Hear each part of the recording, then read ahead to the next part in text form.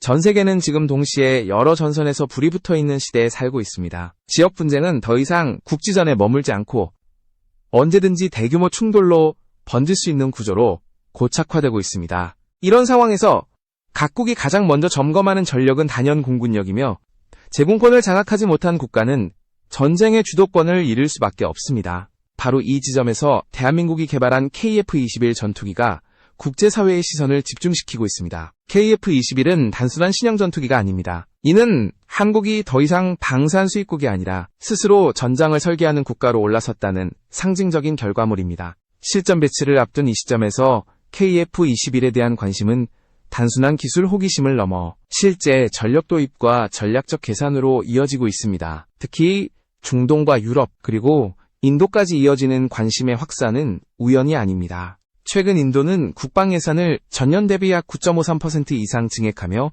818억 달러 규모로 편성했습니다. 이는 단순한 수치 증가가 아니라 중국과의 장기적인 군사적 긴장을 전제로 한 구조적 변화입니다. 인도 국방부는 이 증액된 예산의 일부를 한국산 무기 도입에 활용할 가능성을 공개적으로 시사했고, 이는 국제 방산 시장에 즉각적인 파장을 일으켰습니다. 인도가 한국 무기에 주목하는 이유는 분명합니다. 실전 성능, 가격 경쟁력, 그리고 정치적 부담이 상대적으로 낮다는 점입니다. 중국과 인도의 국경 분쟁은 일시적인 사건이 아니라 수십 년간 누적된 구조적 갈등입니다. 겉으로는 병력 철수 합의가 이루어졌지만 중국 공군은 국경 인근 기지에 전투기 전력을 계속해서 증강 배치하고 있습니다. 이는 인도 입장에서 결코 무시할 수 없는 위협이며 공군 전력의 세대 교체를 더 이상 미룰 수 없는 상황을 의미합니다. 노후화된 러시아제 전투기들은 정비 문제와 부품 수급 난항으로 인해 전력 공백을 만들고 있고, 우크라이나 전쟁 이후 러시아의 무기 공급 능력은 사실상 마비 상태에 가깝습니다.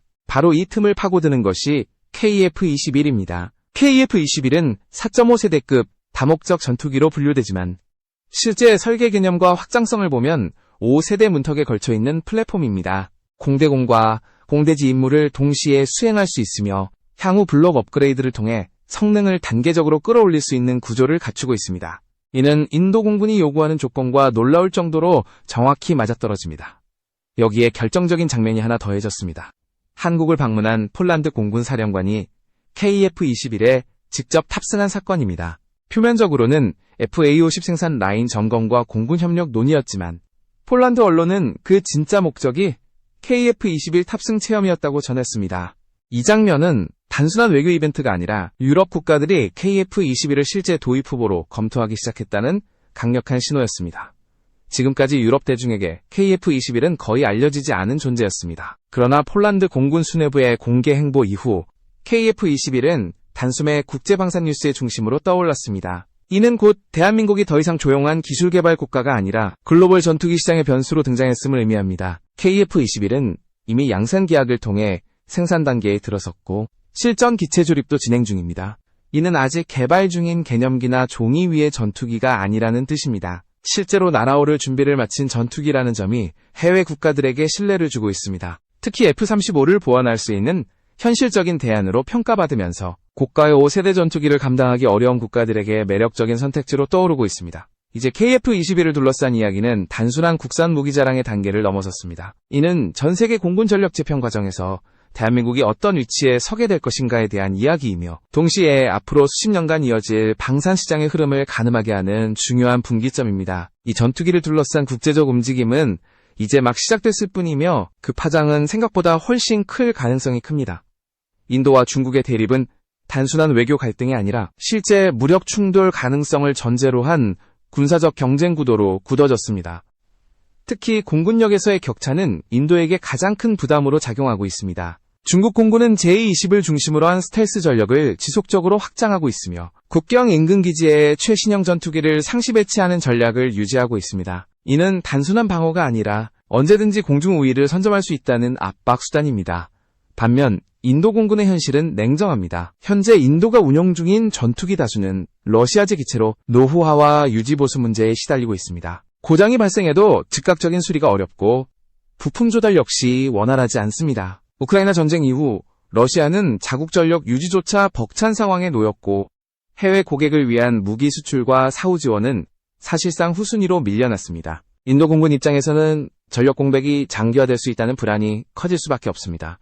이러한 상황에서 인도 국방장관이 공개적으로 최신형 전투기 대규모 도입의 필요성을 언급한 것은 결코 우연이 아닙니다. 인도는 약 300대 규모의 노후 전투기를 단계적으로 교체해야 하는 상황에 놓여 있으며, 이는 단일 사업으로는 세계 최대급 전투기 도입 프로젝트 중 하나가 될 가능성이 큽니다. 문제는 대안입니다. 고가의 최상위 스텔스 전투기는 예산과 운용 부담이 크고, 자체 개발 기체는 성능과 신뢰성에서 한계를 드러내고 있습니다. 인도 자체 개발 전투기인 테자스는 상징적인 성과임에도 불구하고 중국 공군의 전력에 정면으로 대응하기에는 부족하다는 평가가 내부에서도 나오고 있습니다. 인도 공군 참모총장이 외산 전투기보다 낮은 성능과 신뢰성을 반드시 극복해야 한다고 언급한 배경에는 바로 이러한 현실인식이 깔려 있습니다. 전투기는 정치적 자존심이 아니라 실제 전장에서 살아남을 수 있어야 하는 무기이기 때문입니다. 바로 이 지점에서 KF-21이 인도 공군의 요구 조건과 정확히 겹칩니다. KF-21은 다목적 운용이 가능한 전투기로 공중전과 지상 공격을 동시에 수행할 수 있는 플랫폼입니다.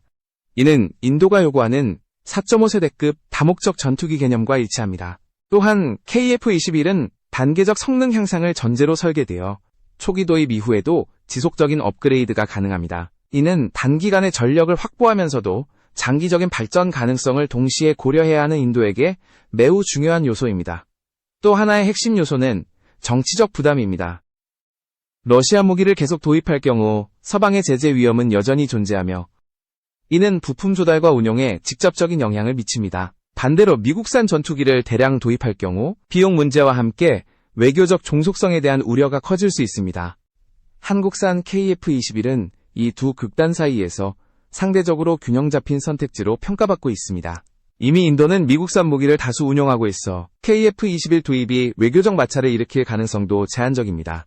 중국 언론이 인도의 KF-21 도입 가능성을 거론하며 경계심을 드러낸 점 역시 주목할 필요가 있습니다. 이는 단순한 추측 보도가 아니라 중국 내부에서도 KF-21을 실질적인 위험 요인으로 인식하기 시작했다는 신호로 해석됩니다. 중국은 인도와의 국경 분쟁에서 공군력 우위를 중요한 전략 자산으로 활용해 왔는데, 인도가 KF-21급 전력을 대규모로 확보할 경우 이 균형이 흔들릴 수 있기 때문입니다. 결국 인도와 중국의 군사적 긴장은 KF-21을 단순한 수출 상품이 아니라 아시아 안보 구도의 변수로 끌어올리고 있습니다. KF-21이 인도 공군의 차세대 전력으로 채택될 경우, 이는 한 국가의 무기 도입을 넘어 지역 전체의 군사 균형에 영향을 미치는 사건이 될 것입니다. 지금 이 순간에도 인도의 선택을 둘러싼 계산은 계속되고 있으며, 그 중심에 대한민국의 전투기가 자리 잡고 있다는 사실 자체가 이미 큰 변화입니다. KF-21이 국제 무대에서 주목받는 가장 큰 이유는 단순히 국산 전투기이기 때문이 아닙니다. 이 전투기가 가진 실제 설계 철학과 성능 구조가 현재의 세계 전투기 시장의 공백을 정확히 파고들고 있기 때문입니다. 오늘날 전투기 시장은 두 극단으로 나뉘어 있습니다. 하나는 F-35와 같은 고가의 완전 스텔스 전투기이고, 다른 하나는 이미 수십 년 전 설계를 바탕으로 한 개량형 전투기들입니다. KF-21은 이 사이에서 현실적인 대안을 제시하는 거의 유일한 플랫폼으로 평가받고 있습니다. KF-21은 4.5세대급으로 분류되지만 설계 단계부터 스텔스 형상과 저피탐 운용을 염두에 두고 개발되었습니다. 기체 외형은 레이더 반사 면적을 최소화하도록 각도와 면이 정교하게 설계되었고, 기체 표면에는 레이더 전파를 흡수하는 스텔스 도료가 적용됩니다. 이는 단순히 레이더에 보이지 않기 위한 과시용 기술이 아니라 실제 전장에서 생존성을 극적으로 끌어올리는 핵심 요소입니다. 공중전 능력에서도 KF-21은 기존 4세대 전투기와 명확한 차이를 보입니다. 고성능 레이더와 데이터 링크를 기반으로 한 네트워크 중심 전투 개념을 적용해 단독 작전뿐 아니라 편대 및 연합 작전에서도 높은 효율을 발휘하도록 설계되었습니다. 이는 현대 공중전이 단순한 기동 성능 경쟁이 아니라 누가 먼저 보고 누가 먼저 타격할 수 있는가의 싸움으로 변했기 때문입니다. KF-21이 주목받는 또 하나의 이유는 가격 대비 성능입니다. 완전한 5세대 스텔스 전투기는 뛰어난 성능을 제공하지만 도입 비용과 유지비가 천문학적인 수준에 이릅니다. 반면 KF-21은 동급 서방 전투기 대비 훨씬 합리적인 가격 구조를 갖추고 있으며 유지 보수 측면에서도 현실적인 부담 수준을 목표로 하고 있습니다. 이는 대규모 전력 교체를 고려하는 국가들에게 결정적인 매력 요소입니다. KF-21은 또한 운용 유연성이 뛰어난 플랫폼입니다. 공대공 임무와 공대지 임무를 모두 수행할 수 있도록 설계되었으며 향후 무장통합과 소프트웨어 업그레이드를 통해 임무 범위를 지속적으로 확장할 수 있습니다. 이는 특정 임무에 특화된 전투기보다 변화하는 전장 환경에 적응할 수 있는 다목적 전투기를 선호하는 국가들에게 중요한 조건입니다. 실전 배치 일정 역시 신뢰도를 높이는 요소입니다. KF-21은 이미 양산 계약이 체결되었고 실제 기체 조립과 시험 비행이 진행 중입니다. 이는 아직 개념 단계에 머물러 있는 경쟁 기체들과 분명한 차별점을 만듭니다. 해외 돌구 입장에서는 언제 실전에 투입할 수 있는지가 매우 중요한데 KF-21은 이 질문에 비교적 명확한 답을 제시하고 있습니다. 특히 F-35와의 관계에서 KF-21은 대체제가 아니라 보완제로 평가됩니다. F-35가 고위험 침투 임무와 전략적 타격에 특화된 전투기라면 KF-21은 보다 넓은 범위의 임무를 효율적으로 수행하는 역할을 맡을 수 있습니다. 이 조합은 고성능과 경제성을 동시에 추구하는 국가들에게 매우 매력적인 전력 구성입니다. 이러한 이유로 군사 전문가들은 KF-21을 틈새 시장을 정확히 겨냥한 전투기로 평가하고 있습니다. 완전한 스텔스를 감당할 수는 없지만 기존 전투기로는 부족함을 느끼는 국가들에게 KF-21은 거의 유일한 선택지에 가깝습니다. 실제로 향후 수십 년간 전 세계에서 수천 대 규모의 전투기 수요가 발생할 것으로 전망되는 가운데 KF-21은 그 중심에 서 있을 가능성이 점점 커지고 있습니다. 결국 KF-21의 진짜 경쟁력은 숫자로만 표현되는 성능 지표에 있지 않습니다. 현실적인 가격, 확장 가능한 설계, 그리고 이미 검증 단계에 들어선 개발 일정까지 이 모든 요소가 결합되어 KF-21을 단순한 국산 전투기가 아닌 국제 전력 시장의 강력한 변수로 만들고 있습니다. 이 전투기가 어디까지 날아오를 수 있을지는 이제 선택한 국가들의 결정에 달려 있습니다. KF-21을 둘러싼 국제적 관심은 단순한 기술평가 단계를 이미 넘어섰습니다. 이제는 어떤 국가가 어떤 전략적 계산을 바탕으로 이 전투기를 선택할 것인가의 문제로 옮겨가고 있습니다. 그 중심에 자리한 국가가 바로 폴란드이며 동시에 동남아시아와 중동 국가들 역시 조용히 그러나 매우 진지하게 KF-21을 관찰하고 있습니다. 폴란드는 최근 몇 년간 유럽에서 가장 적극적으로 공군 전력을 재편하고 있는 국가 중 하나입니다.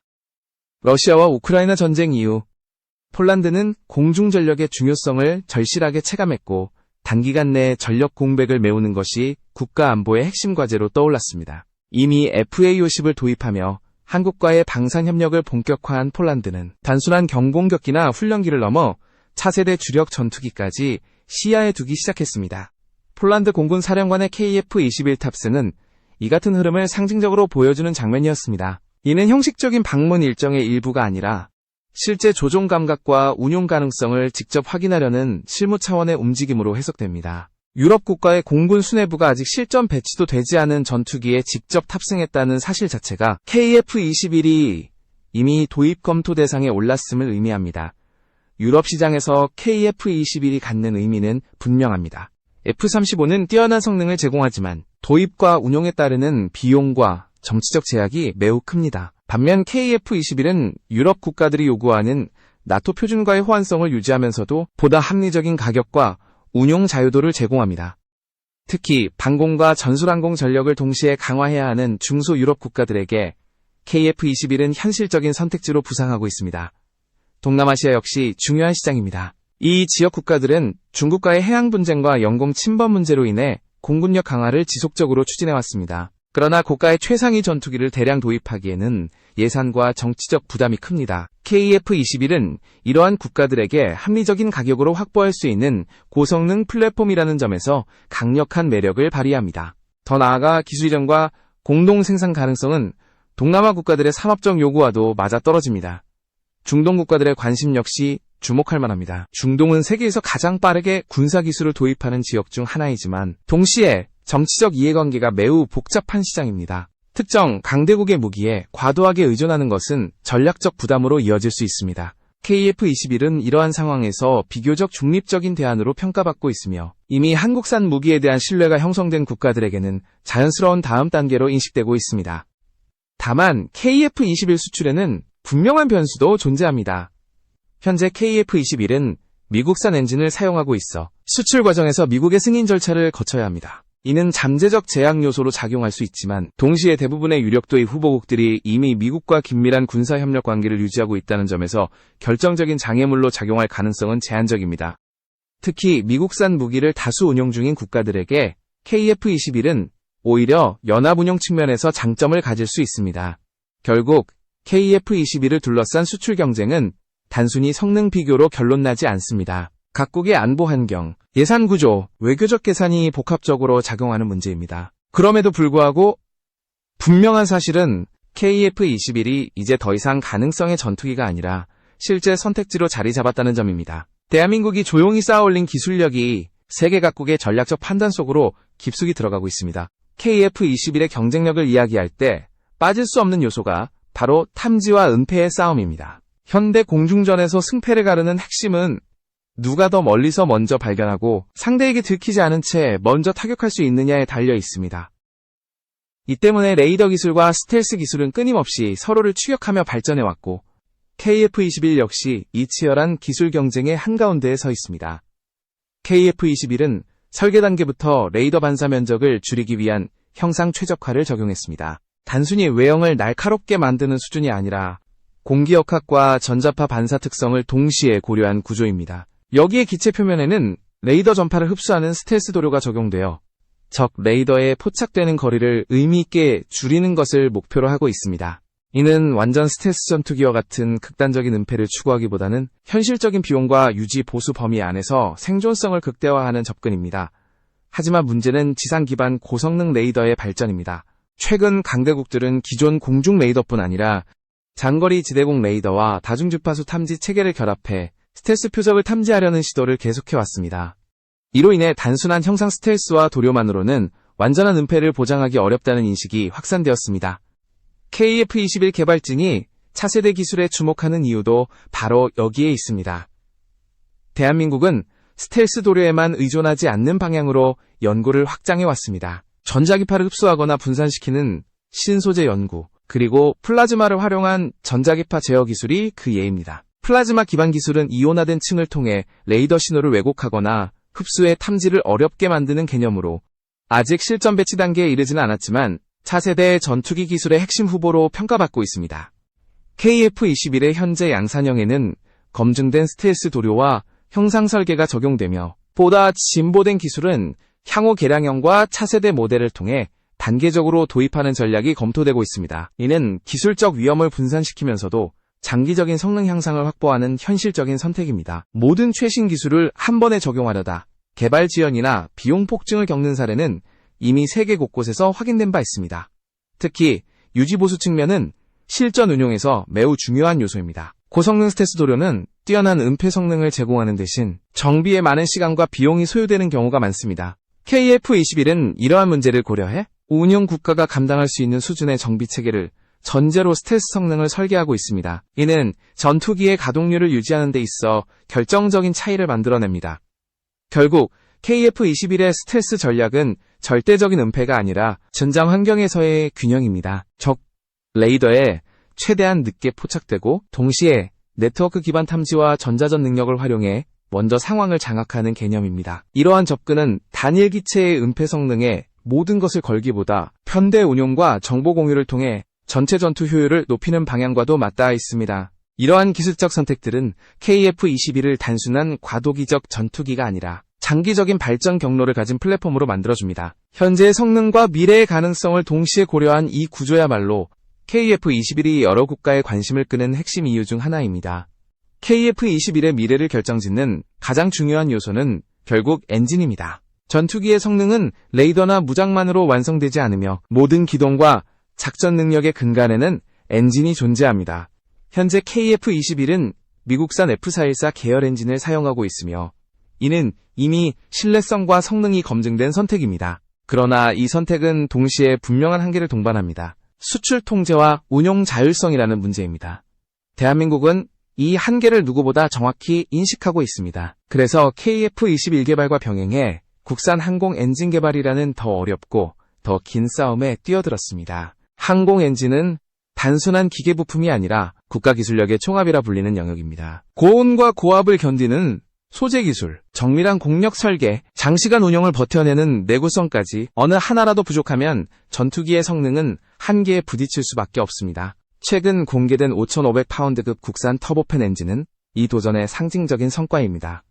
이 엔진은 중형급 무인기에 탑재할 수 있는 출력과 크기를 갖추고 있으며 단순한 시험용이 아니라 실제 작전을 전제로 한 다회용 엔진이라는 점에서 의미가 큽니다. 과거 일회성 미사일 엔진 기술에서 출발해 반복 출격이 가능한 항공 엔진으로 진화했다는 사실은 대한민국 방산 기술의 축적이 어느 단계에 도달했는지를 보여줍니다.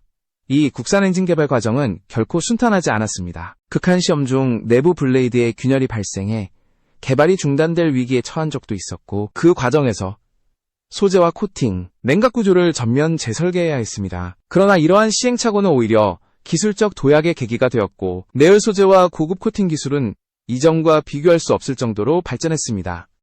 이 경험은 향후 대형 유인 전투기 엔진 개발로 나아가기 위한 귀중한 자산이 되고 있습니다. KF-21에 적용될 국산 엔진의 목표는 분명합니다. 현재 사용 중인 엔진을 대체하거나 그 이상의 성능을 확보해 완전한 운용 자율성을 갖추는 것입니다. 만약 이 목표가 실현된다면 대한민국은 전투기 설계부터 엔진까지 독자적으로 통제할 수 있는 소수국가 대열에 합류하게 됩니다. 이는 단순한 기술적 성취를 넘어 외교와 안보 전략 전반에 영향을 미치는 변화입니다. 더 나아가 국산 엔진은 무인 전투기와의 연계를 가능하게 합니다. 유인 전투기와 무인기가 함께 편대를 이루는 미래 전장은 이미 현실적인 시나리오로 자리 잡고 있습니다. 무인기가 먼저 적 방공망을 교란하고 정찰과 타격을 수행하며, 유인 전투기는 보다 안전한 위치에서 전장을 통제하는 개념입니다. 이 과정에서 엔진의 신뢰성과 장시간 운용 능력은 작전 성공의 핵심 요소가 됩니다. KF-21을 중심으로 한 이러한 발전은 대한민국 공군 전력의 질적 도약을 의미합니다. 동시에 이는 방산 수출 측면에서도 막대한 파급 효과를 가져올 수 있습니다. 완성된 플랫폼과 독자 엔진을 갖춘 전투기는 특정 국가의 승인에 얽매이지 않고 보다 자유로운 협력과 수출이 가능해집니다. 이는 KF-21이 단순한 국내 전력 강화 수단을 넘어 글로벌 방산 시장에서 장기적으로 경쟁할 수 있는 기반을 마련한다는 뜻입니다. 결국 KF-21은 하나의 전투기 개발 사업이 아니라 대한민국이 어떤 수준의 군사기술 국가로 자리매김할 것인가에 대한 답입니다. 조용히 그러나 집요하게 축적된 기술은 이제 세계의 주목을 받는 단계에 이르렀습니다. 앞으로 KF-21이 어떤 국가의 하늘을 날게 될지는 아직 정해지지 않았지만, 분명한 것은 이 전투기가 대한민국 방산의 새로운 기준을 만들어가고 있다는 사실입니다.